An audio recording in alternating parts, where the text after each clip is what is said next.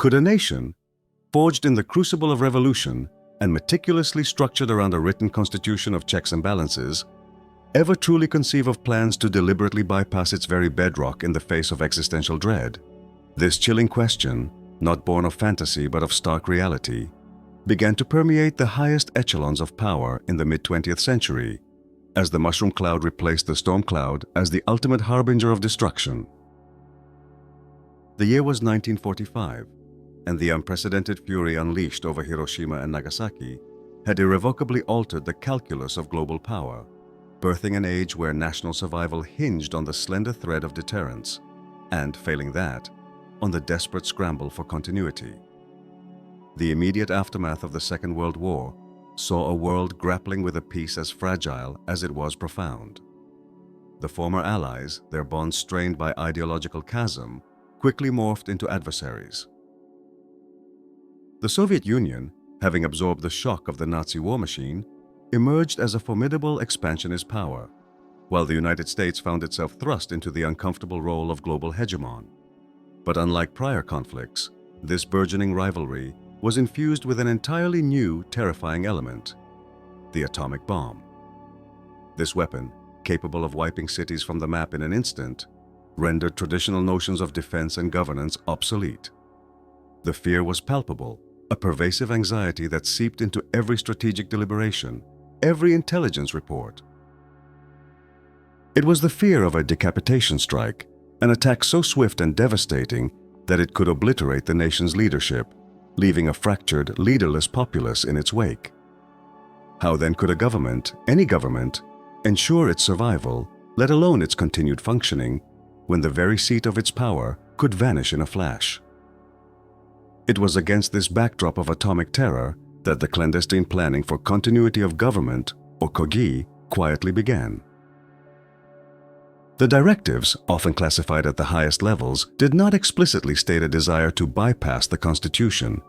Rather, they sought to interpret its tenets of succession and executive authority under the most extreme, unimaginable circumstances. The goal was simple yet profound: to ensure that the United States government, in some recognizable form, could continue to exist and exert authority even after a devastating attack. This meant designating successors for the president, the vice president, and key cabinet officials, often in numbers far exceeding what traditional constitutional law had ever envisioned. It also necessitated the creation of secure, remote facilities, veritable underground cities, where these designated officials could retreat and attempt to rebuild the shattered remnants of governance. The very act of preparing for such an eventuality, of planning for the disintegration of established order, required a leap of faith into a constitutional gray area, where the imperative of survival overshadowed the meticulous legal frameworks designed for peacetime. One could almost hear the muted clinking of glasses in the dimly lit, smoke-filled rooms of Washington, D.C. in the early 1950s as strategists and legal minds grappled with these unprecedented challenges. Imagine a scene: a heavy oak table, littered with maps showing concentric circles radiating outwards from major metropolitan areas, indicating blast radii. General Omar Bradley, perhaps, his face etched with concern, pointing to a spot deep in the Allegheny Mountains. "Here," he might have murmured, his voice low. "We could place the command. Far enough, deep enough." Around him, men in starched collars and somber suits would nod, their eyes reflecting the grim arithmetic of survival. The discussion would turn to who goes where. Not just the president, but the entire line of succession, extending far beyond the vice president and speaker of the House.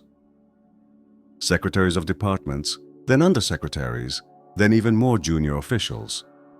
Each name on the list represented a sliver of hope, a potential thread to grasp in the chaos.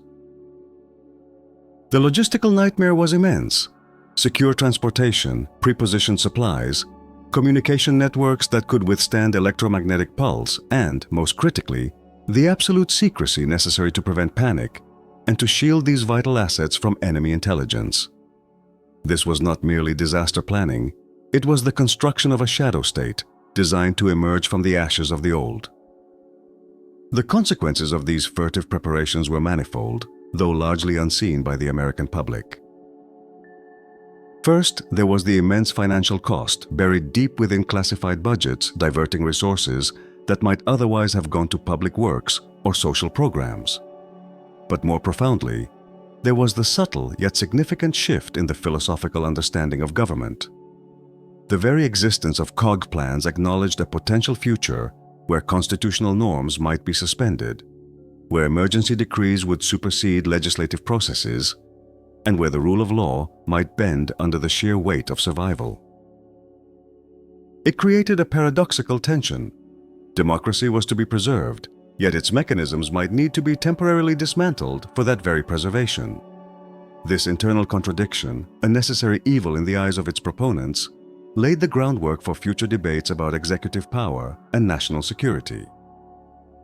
It fostered a culture of secrecy within government, where a parallel structure of authority existed, known only to a select few, shielded from public scrutiny and accountability.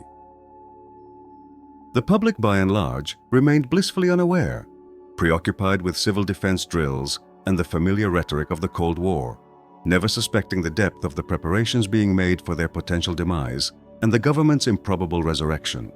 While the necessity of these plans during the height of the Cold War is largely undisputed by historians, the precise constitutional legitimacy and the extent of the proposed bypass remain a subject of scholarly debate.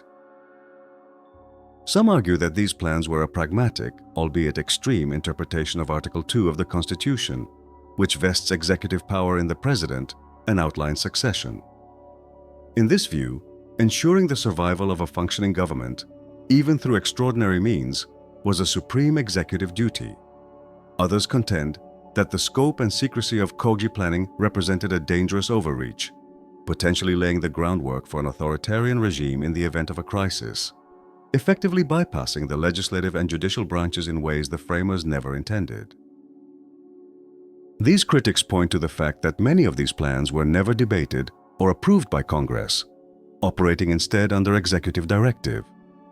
A third perspective suggests that while the intentions were noble, the practical efficacy of such plans in a full-scale nuclear war was questionable, and that the elaborate bunkers and designated successors might have been more symbolic than truly functional. Regardless of the interpretation, the mere existence of these plans underscored a profound shift in American governance, a silent acknowledgement that the constitutional order, while revered, was not entirely immutable in the face of an existential threat. Thus, a hidden architecture of survival began to take shape, a testament to humanity's grim determination to persevere, even at the cost of its most cherished principles. But how far did these preparations truly extend, and what did they demand of the individuals caught within their chilling logic, poised to govern a world that might no longer exist? The answer lay in the escalating commitment to physical infrastructure and human organization, a network of hidden arteries and veins pumping the lifeblood of potential governance through a landscape scarred by fear. By the late 1950s and early 1960s, the rudimentary concepts of continuity had blossomed into a sprawling, intricate system.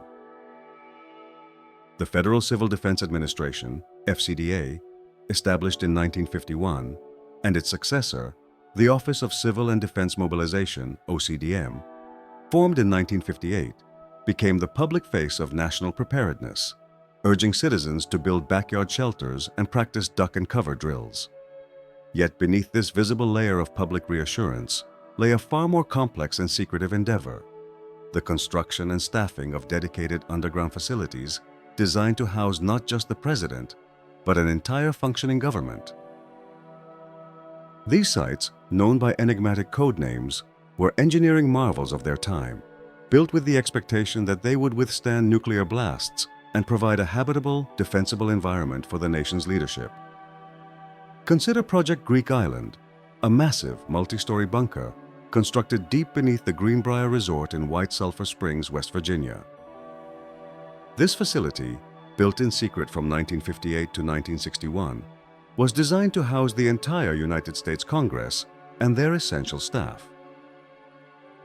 Imagine the sheer audacity: a luxurious resort, frequented by presidents and dignitaries, masking a hardened, blast-proof complex capable of sustaining hundreds of people for weeks or months. Its existence remained classified for over 3 decades, a testament to the pervasive secrecy surrounding CIOG. Within its thick concrete walls lay a full legislative chamber, dormitories, a medical clinic, communications facilities, and even a television studio for emergency broadcasts.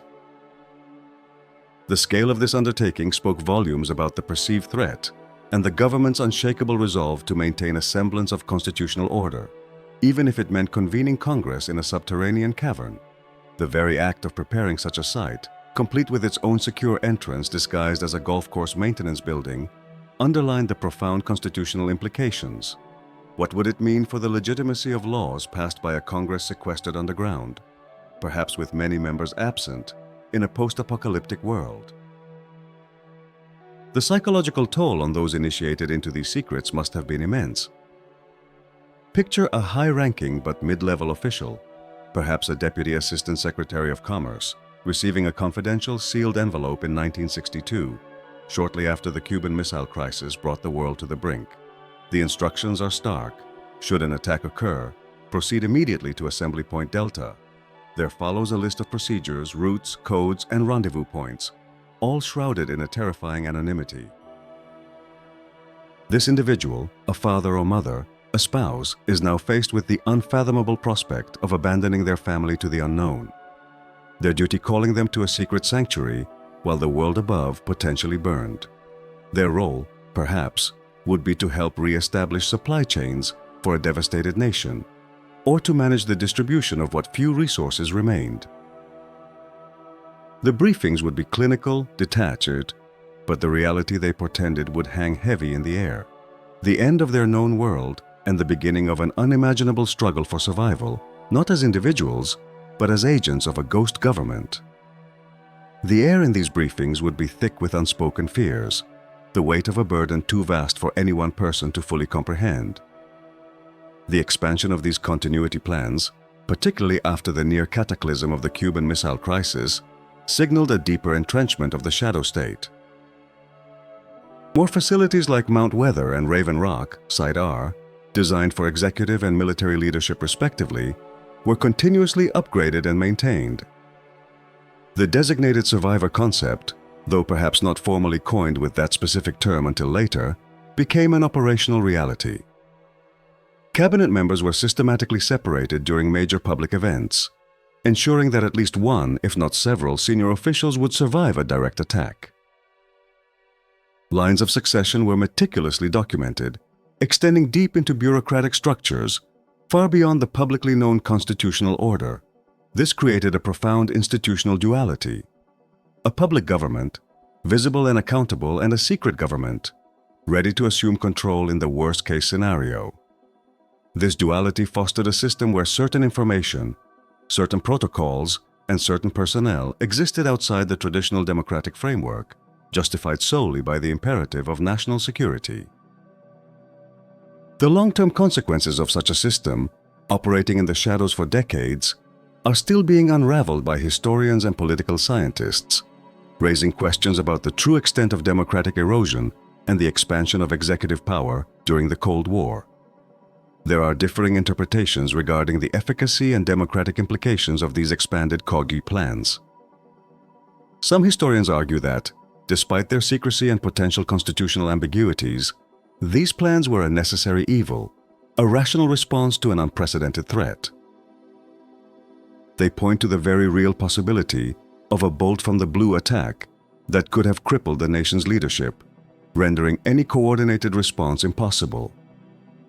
In this view, the COG plans, however imperfect, represented the best chance for the United States to reconstitute itself as a sovereign nation. Other scholars, however, maintain that these plans, particularly in their advanced stages, constituted a dangerous precedent, concentrating immense power in the hands of a few unelected officials and potentially undermining the very democratic principles they purported to protect. They raise concerns about the lack of transparency, the absence of congressional oversight, and the potential for a deep state to emerge, operating independently of the electorate. A third perspective suggests that while the operational readiness of these plans was impressive on paper, their ultimate effectiveness in a world utterly devastated by nuclear war would have been severely limited. leading to a de facto military rule or regional warlordism, rather than a restoration of constitutional governance. These plans, therefore, might have been more about psychological reassurance for the leadership than a truly viable path to democratic continuity. Yet, as the Cold War waned and the threat of global nuclear annihilation receded, one might assume these elaborate constitution-bypassing blueprints for survival would have been dismantled, relegated to the dusty archives of a bygone era.